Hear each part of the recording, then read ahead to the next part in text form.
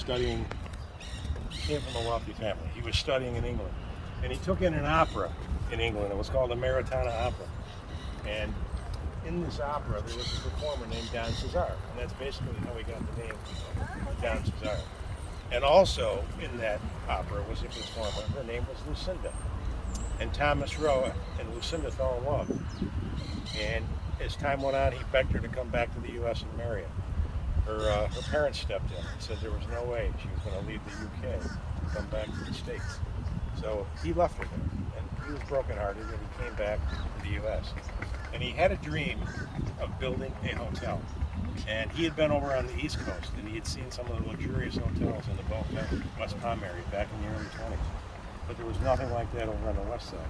So he came here, and he ended up buying 80 acres of land where we just came in off the bridge and going all the way over there, 80 acres of land in 1924, and he paid $100,000 for 80 acres. And it was basically marshland. And some of his fellow business, associates told me he was out of his mind. What are you going to do with this? So he bought it, and he hired a very famous architect out of Indianapolis, Henry DuPont. And he said, okay, I want to build this hotel. I want it to be a Mediterranean design.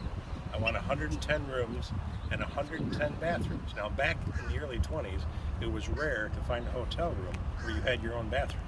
Usually, they were community bathrooms. So they went to work and they designed it. And Henry DuPont hired a contractor. His last name was Beard. And it was the contractor who came up with the idea. You're not going to believe what I'm going to tell you here. Now, down here in Florida, to build a structure of this size on sand, what would be the first thing you had to do, Frank? You'd have to pile drive. You'd have to support the weight of this building down in the sand. Pile drive these big pylons, okay? But the building you're looking at right here is built on a floating concrete pad. It had never been done back in the early 20s. And it was the idea of the contractor. And the architect, they went to heads on this, but they did it. So it's built on a floating concrete pad. It's 94 years old. There's been no evidence of cracking or settling in the entire history of the building. The footprint of the building has never changed. There's been many, many interior renovations, but nothing has ever been done to the outside. So they went to work and they started building it. As the hotel started going up, Thomas Rowe decided he wanted to double the size of the hotel. So it ended up being 220 rooms with 220 bathrooms. And when he was all done in 1928, he had a total expenditure of $1.1 million, including land. For all this.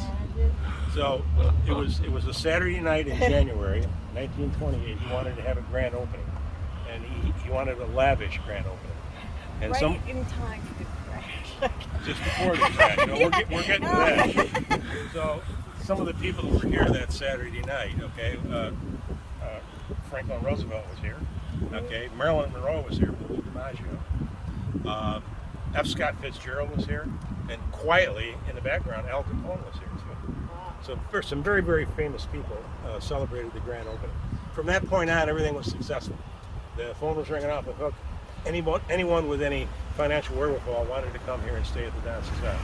And it was all going good until what? She just said it, the crash, okay?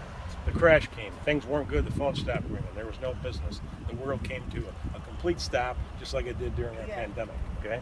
And he did have a bank note on it, okay? He borrowed some money, and it went into receivership.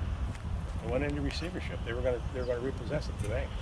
So he didn't know what he was going to do. And a buddy of his said, hey, I heard about this baseball team up north, and they're looking for a place to come in the winter months and for their players because they want to practice down here in the St. Pete area. So he picked up the phone, he made a phone call to the manager of the New York State Yankees. And he said, I got a deal for you. He said, if you'll sign a contract for 3 years, you can bring your players and their families and stay here for the winter. And they signed the contract. So this was the winter home of the New York State Yankees for 3 years. The Depression wound down, things were going good again. Phone's ringing, he's got reservations, everything's fine. Until it was a Saturday night again, okay? In 1943, he collapsed, and he was only 45 years old. Right in the lobby where we're going to walk through, he collapsed. And at the time, he had married. When he got here, he met another woman, and he married this woman. But they were separated. They were having problems. he was living, that's a penthouse at the very top, and that's where Thomas Rowe was living, in the penthouse. And that Saturday night he collapsed. They rushed him up to the penthouse, and they summoned his private doctor out of Tampa. By the time the doctor got here, it was too late. He died. Okay. Right up there. Now, here's where it gets interesting. He died without a will. Okay. So his estranged wife inherited the Don Cesar. And she hated it because it was built in memory of his first love, Lucinda.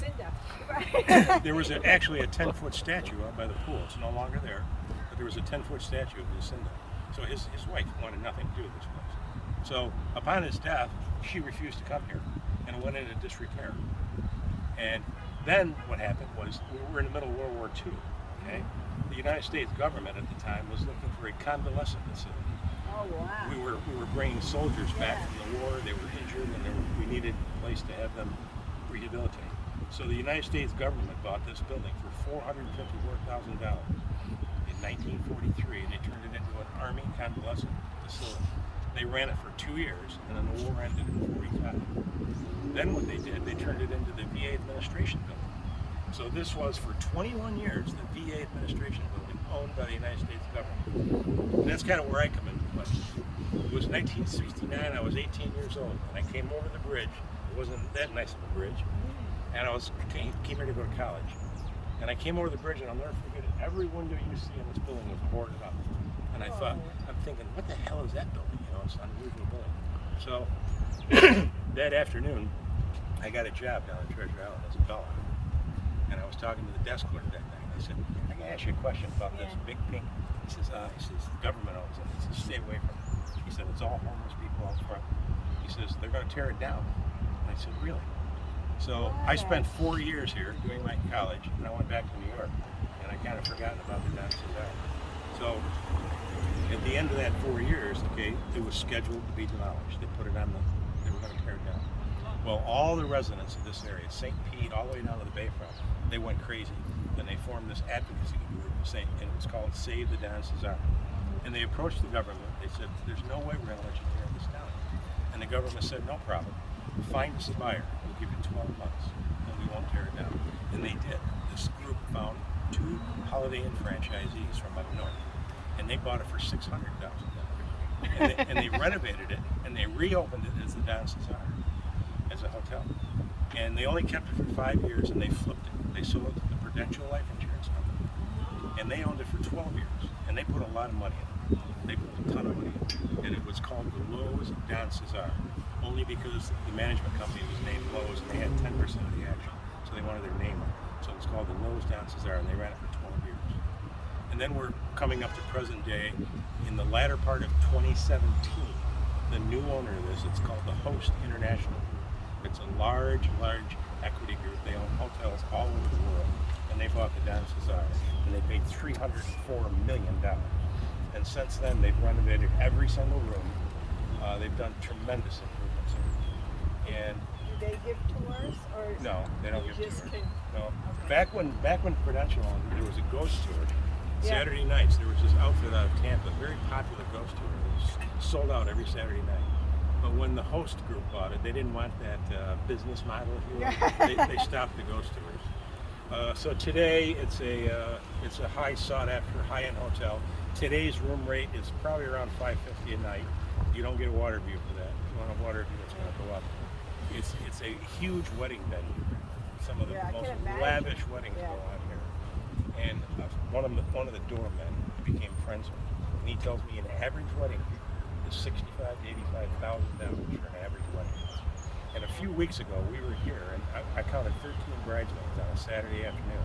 And there was a truck here, a huge truck, just unloading flowers for this wedding. I don't know who the people were, but so it draws some very influential people. And every sitting president since Reagan has stayed here, with the exception of who was the president who didn't say. No, I'm sorry, Reagan did not say stay here, but many sitting presidents have stayed here. There's been movies filmed here. Very, very historical. In fact, it's the only hotel on the west coast of Florida that has historic designation. Now, in downtown St. Pete, we have some historic hotels, but nothing on the coast. The only one, and they received that designation in 1979, historic designation. but it's a beautiful facility. And when I came here 3 years ago to introduce myself, I wanted to bring my bike tour people here. They kind of looked at me and I'm like, this is good. And they said, we'll get back to you. I didn't know what they were going to happen. 2 weeks later, they called me. And they said, you know what? We think it's a good idea. You can bring your guests here. So we bring them in, we do initiation. And I find out that we're back before they would let me bring my tour guests. And Smart, yeah. now we're all good friends. Yeah. In fact,